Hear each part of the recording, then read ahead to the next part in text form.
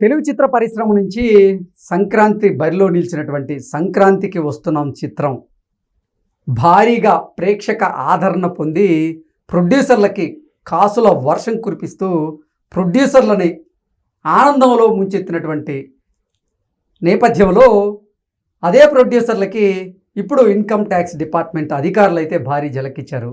Shri Venkateswara creations బ్యానర్కి అలాగే పుష్ప 2 చిత్రంతో భారీగా వసూళ్లను రాబట్టినటువంటి మైత్రి మూవీ మేకర్స్ ఆ 2 బ్యానర్లకు కూడా ఇన్కమ్ ట్యాక్స్ డిపార్ట్మెంట్ అధికారులు భారీగా జలకిచ్చి వారి ఆఫీసుల మీద వారి ఇళ్ల మీద ఐటీ సోదాలు నిర్వహించినటువంటి నేపథ్యంలో ఈ అంశం మీద మనం విశ్లేషణ చేసుకుందాం. ప్రస్తుతం మనతో పాటు ఉన్నారు ప్రముఖ సినీ విశ్లేషకులు, ప్రముఖ సీనియర్ జర్నలిస్ట్ అగ్నిమూర్తి గారు. వారితో మాట్లాడు. సార్ నమస్తే. సార్ నమస్తే కృష్ణ. సార్, మైత్రి మూవీ మేకర్స్కి అలాగే ఎస్విసి బ్యానర్స్కి ఇప్పుడు ఇన్కమ్ ట్యాక్స్ అధికారులు అయితే భారీగా జలకిచ్చారు. ఏంటి సార్ కారణం ఏంటి? చాలా సింపుల్.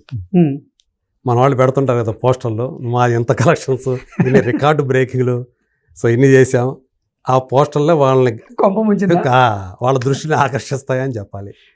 సో అదే అంటే గతంలో అది మార్కెటింగ్ స్ట్రాటజీగా భావించవచ్చు.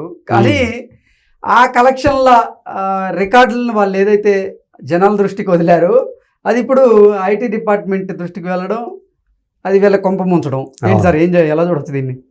అదే ఇప్పుడు వాళ్ళైతే మా సినిమా సపోజ్ గేమ్ చేంజర్ ఉంది, ఫ్యాక్ట్స్ చెప్పుకోవాలంటే గేమ్ చేంజర్ అనేది డిజాస్టర్ అని చెప్పేసి ట్రేడ్ వర్గాల వాళ్ళు చెప్పేటువంటి మాట. కానీ వీళ్ళు ఏం చేశారు, మొదటి రోజే 186 కోట్లు, రెండో రోజు 170 ఎంతో వేశారు. ఇన్ని కోట్లు కలెక్ట్ చేసింది అని చెప్పేసి వేశారు. సహజంగానే మరి కన్ను పడకుండా ఎట్లా ఉంటుంది, ఐటీ వాళ్ళ కన్ను పడకుండా ఎట్లా ఉంటుంది.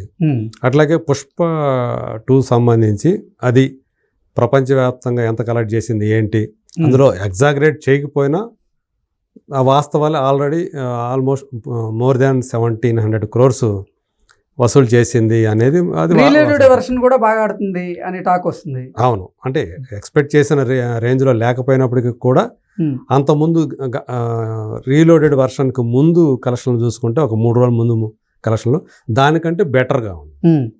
ఈ రీలోడెడ్ వెర్షన్ వచ్చిన తర్వాత ఇంకొక 20 లక్షలు 30 లక్షలు అదనంగా కలెక్షన్స్ వస్తూ ఉన్నాయి.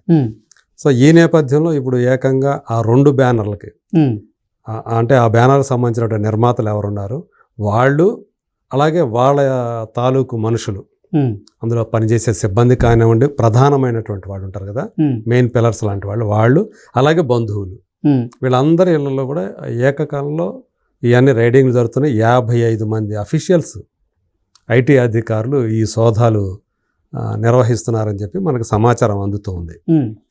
అదే అందుకని ఇప్పుడు సోషల్ మీడియాలో చూస్తే రికార్డుల గోల, ఈ పోస్టర్ల గోలేలా, ఈ ఐటీ రైడ్లు తెచ్చుకునేలా అని చెప్పేసి కొంతమంది దాన్ని కవితాత్మకంగా చెప్తున్నారు, కవితాత్మకంగా.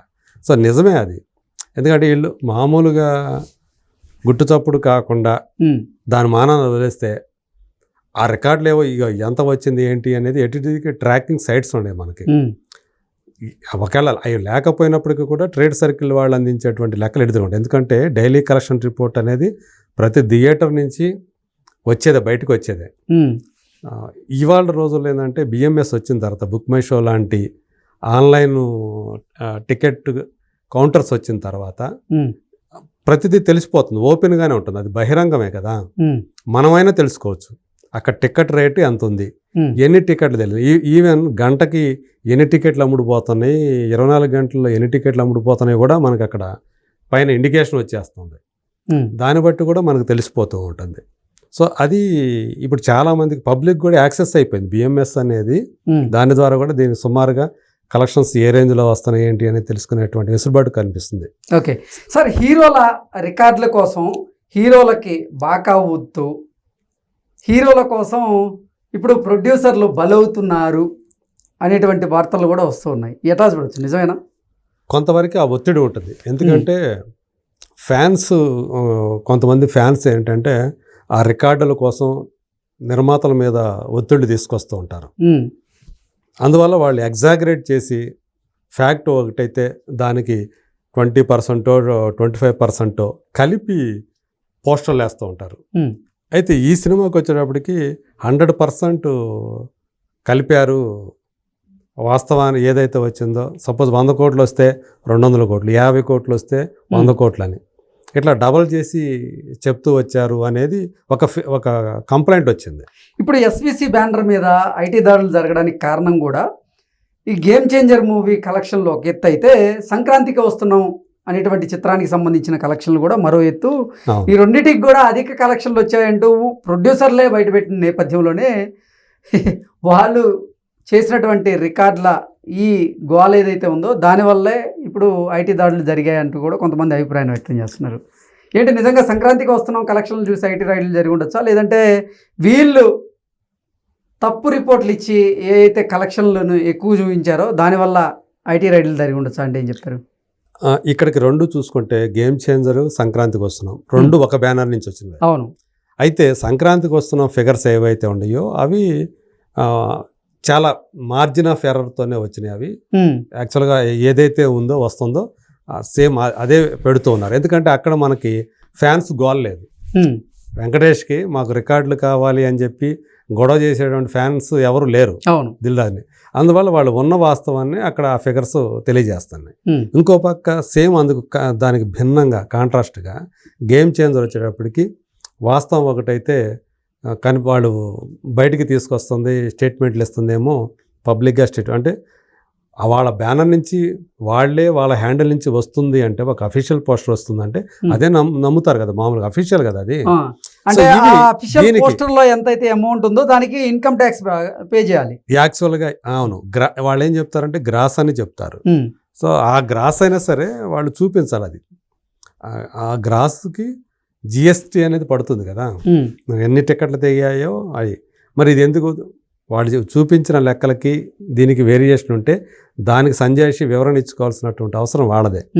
కాకపోతే ఇక్కడ ఏమవుతుందంటే మేము కేవలం జనాల్ని గ్రాప్ చేయడం కోసమే, వాళ్ళలో పాజిటివ్ వైబ్స్ కల్పించడం కోసమే, ఒక స్ట్రాటజీ కోసమే మేమంతా కూడా చేస్తాం. కానీ వాస్తవం ఇది కాదు అని చెప్పి మళ్ళీ వాళ్ళు దాన్ని మభ్యపెట్టి చేసే ప్రయత్నం చేస్తూ ఉంటారు.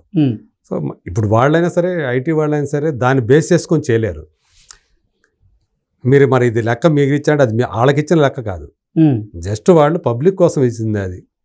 సో వాళ్ళకి ఏదైతే ఇస్తారో, ఏ కలెక్షన్ డైలీ డిసిఆర్ నుంచి వచ్చేది ఏదైతే ఉందో, యాక్చువల్ కలెక్షన్ ఏదైతే ఉందో, ఇది మాకు తగిన టికెట్లు ఎంతే వచ్చింది, సో దీని మీద మేము జిఎస్టీ ఎంత వెళ్తుంది అని వాళ్ళు అప్పుడు లెక్కలు ఇస్తారు వాళ్ళు.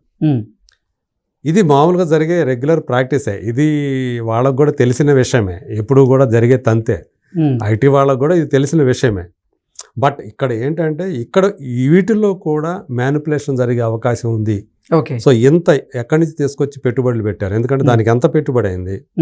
సో 350 కోట్లు 400 కోట్లు అని చెప్తున్నారు, 450 కోట్లు కూడా అని చెప్తున్నారు. ఎక్కడి నుంచి ఇదంతా తీసుకొచ్చి పెడుతున్నారు.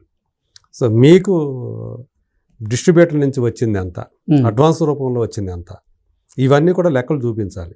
ఇవన్నీ కూడా అడుగుతారు.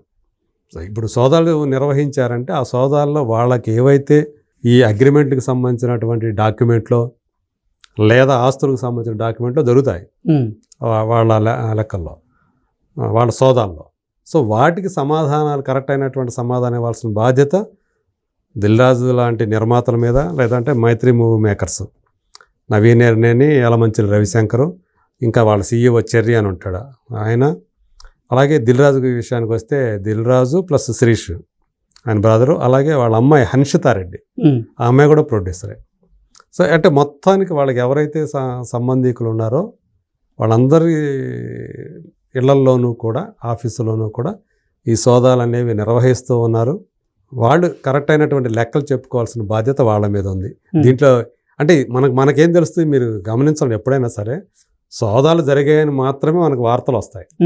ఆ సోదాల అనంతరం ఏముంది, అవును, ఏమి దొరికాయి వాళ్ళకి, అంటే లెక్కపత్రాలు లెక్కాజమాలు లేవన్నటువంటి ఏమేమైనా దొరికాయా, ఎంతవరకు దొరికాయి లెక్కకి, అది మాత్రం బయటికి రాదు. అందులో ఉన్న మతలబు ఏంటి అనేది ఎవరికి వాళ్ళు ఊహించుకోవాలి. అంటే కలెక్షన్లు చూసి అయితే ఇప్పుడు ఇన్కమ్ ట్యాక్స్ రైట్స్ జరుగుతున్నాయని మనం భావించవచ్చు అంటారు. చాలా వరకు అంతే.